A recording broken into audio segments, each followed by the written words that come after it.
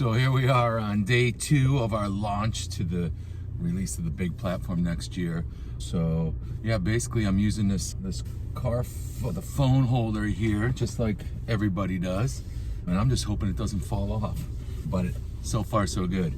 Anyways, yeah, so I'm always on the move, going from one thing to the next. All good. And I just wanted to karate school first. I figured I did talk about it a little bit on the first video, and I just wanted to give you guys a little peek on our karate school, and so you get a little visual for that. All right, we're on our way there. Be there shortly. All right, heading the back door. Here we are. Come over here. And it's so quiet when no one's around. Sometimes we enjoy that a little bit. But very cool. Let me hit a light over here. So yeah, not the biggest martial arts school, but it is powerful. We like the modern versus traditional look. I thought that was really cool. And I say traditional, got all the bags, got the pull-up bars, all that cool stuff. We're really into people watching, especially parents, how we interact with the kids, how we get those personal development skills in, strategies in their heads.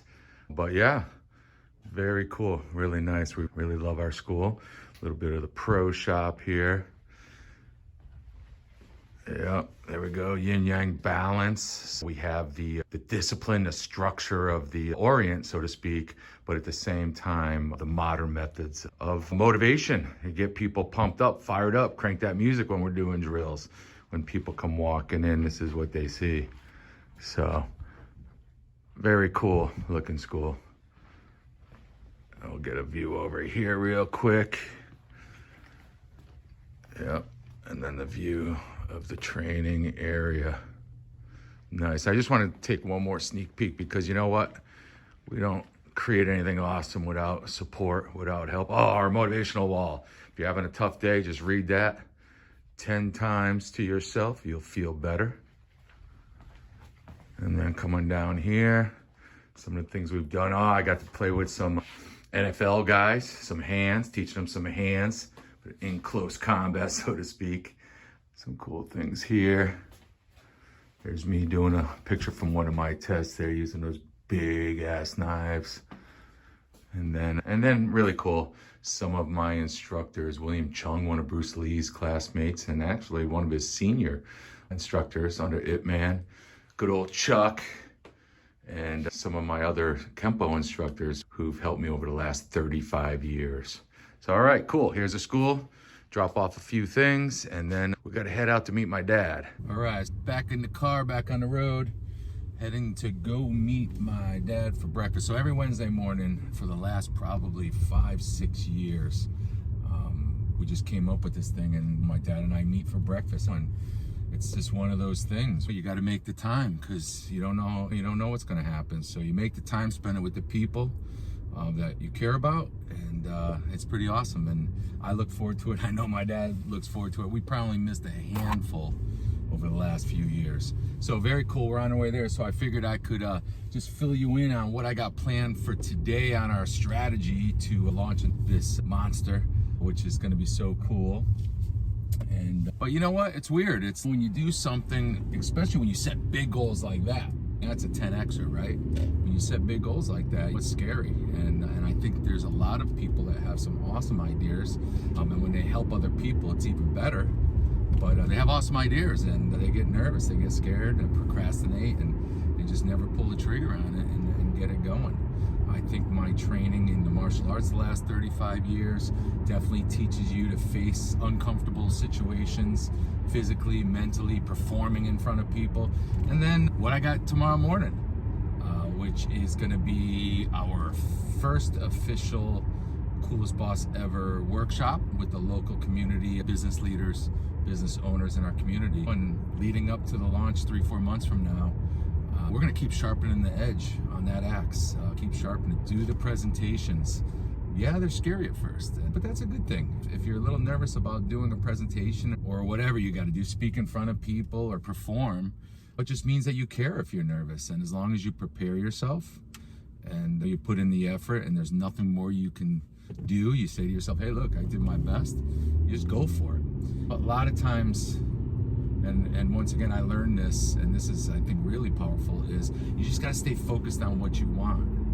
No matter if people think you're crazy for doing it, or it's like, whoa, and it's way beyond their belief system, and maybe beyond your belief system up until now. I mean, look around at the people around you. Has anyone really achieved some really crazy, outrageous, awesome things? Or is it the status quo? Every time I talk to someone at the martial arts school or anywhere, hey, how's it going? Oh, same shit, different day. Why though? It doesn't have to be, but it's comfortable. I get it, it's comfortable. But you only live once, right? And you just gotta get comfortable at being uncomfortable. And that's what I'm doing here. I'm sharing all this with you guys. I'm putting myself out there, but I'm doing it for a cause. I'm doing it for a reason. I'm doing it as part of the mission. And I'm not a stranger to doing things like this, not this big, but a couple of things about, you saw the picture and I just did of me and Chuck Norris, and that was really cool. I've met a lot of celebrities in my career, and I don't get starstruck. It's cool, but you don't get starstruck. You just treat them like anybody else, and they appreciate that. But when I met him, and I actually got to sit down with him, and when I did, that was cool. He was standing there with his thumbs in his belt, his martial arts belt, and standing there. It was at one of his events, and I had an appointment to talk with him, and he just stood there like Texas Ranger. I was like, oh crap, wow, it's Chuck Norris. That's so cool. And he was a really cool guy. And the reason why I met him wasn't just like some fan thing. It was basically back in 2003, I had released a program and produced a movie, like a fantasy adventure like Harry Potter, that taught children how to recognize the 10 most common lures. I turned them into characters. We called it Journey of the Steel Proof Master. And that was like 20 years ago. I won a Silver Telly Award in children's education. It was a great crew, great actors, and a little 45-minute movie that literally got into the kids' heads like that. It was teaching them. It doesn't matter what you say to people or try to teach them. It's whether they retain it. And how do you retain it? You got to get in their head. You got to be like, what are they interested in? And I knew they were all interested. Kids were interested in Harry Potter back then, and fantasy adventure, and Lord of the Rings was out, and things like that. So we just took this really valuable, important subject, being child safety in terms of predators and things like that, and we just turned it into a fantasy adventure, and a wizard and apprentices, and challenged them to recognize and then therefore defeat the 10 evil warriors. So we added a challenge to it. So there's a lot of psych in it, a lot of fun in it, but most importantly, to this day, I still get emails from around the world saying, look, thank you so much, you just saved someone from our school.